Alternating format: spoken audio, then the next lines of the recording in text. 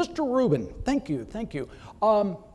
Would you tell us, before we get into the Q&A, would you tell us, did you receive an email from Richard Bowen? Mr. Chairman, I do recollect this.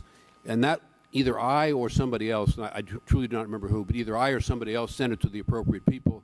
And I do know factually that that was acted on promptly and actions were taken in response to it.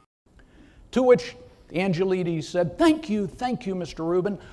Would you just submit later in writing what you did in response to that email? Yes, Mr. Chairman. Yes, we will. And that was it.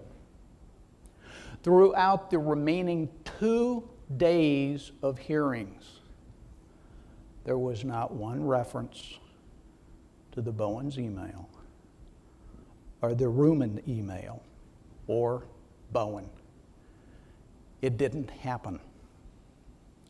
So you heard Robert Rubin swear to the American people that they had fixed the problem. They had taken actions and fixed it. Really. Sherry Hunt was my chief underwriter, one of my chief underwriters.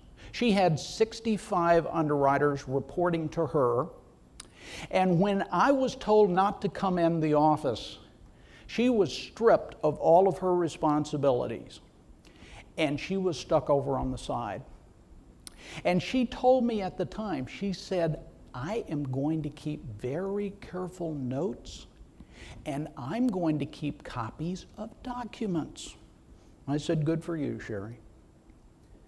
And 4 years later, in 2012, she filed suit against Citi, charging them with defrauding the United States government through FHA insurance fraud.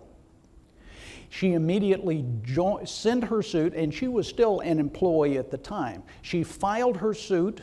Immediately, the Department of Justice joined her suit, and immediately, with the second wave of the gavel, Citigroup admitted the fraud. This is not one of those that they neither admit nor deny. They admitted the fraud. They paid a $158 million fine. And in all the interviews that took place, Sherry said, they never fixed anything after Bowen sent his warnings.